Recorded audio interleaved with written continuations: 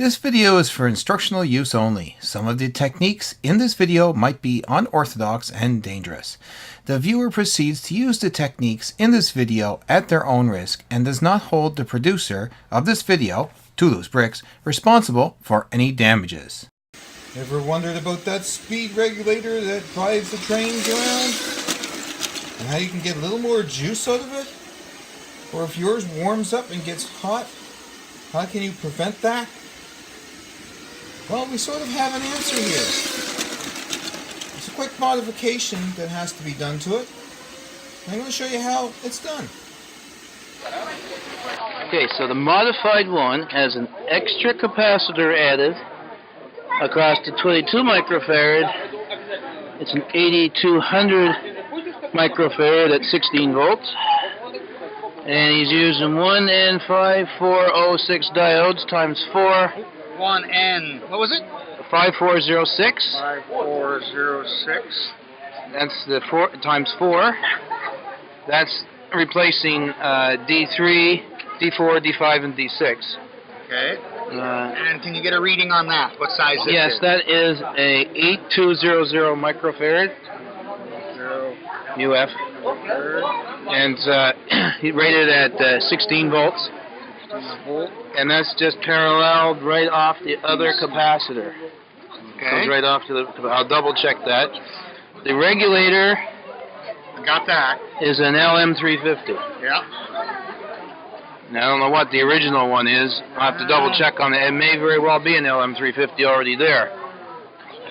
Actually, it's quite easy to check. I would have think that's would be one thing you would change, though. Unless it is the diodes that change and not the rectifier. We'll find out. Yeah, the original rectifier is a LM317 to be replaced with an LM350 with a bigger heatsink on the back. So, this picture here shows the original Lego speed voltage regulator, train regulator device on the inside. And you see diodes D3, D4, D5, and D6 in above the silver heatsink there. Those are the ones that are replaced.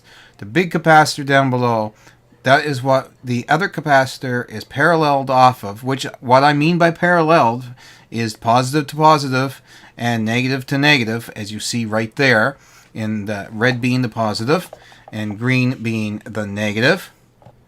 And also you see in this picture the 4 diodes up top, the rectifier diodes, have been changed to the bigger ones, and the heatsink is now bigger as well with the new voltage regulator on that as well. So that's an adjustable voltage regulator, because that's basically what you're doing when you're turning the knob on the speed controller there, the big yellow thing. It's like the resistor, which varies the voltage, and it's going to change the voltage, which adjusts the voltage in that voltage regulator. Here's just another quick view of the original heatsink and voltage regulator, capacitor, and original diodes. This one was not modified at all, but we opened it up to compare with the modified one. And the modified one has this heatsink, this voltage regulator, the extra capacitor attached to it, and the 4 new diodes. That's the only thing it has. So in basic terms, what we are doing here is upgrading this voltage regulator to allow more current to pass through, and will give not more voltage but more current, and current is what drives that train motor. So that's what you need. I mean, you can double up with double motors on the other end, but you can also upgrade this here to give you a heavy speed regulator, a heavier speed regulator. That will help out quite a bit too, and it won't get as warm as the original one is made.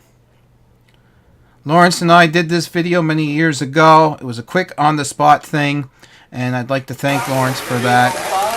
And also I'd just like to note that Lawrence passed away several years ago, and I dedicate this video to his memory. Take care, folks, and I'll talk to you again in the next video.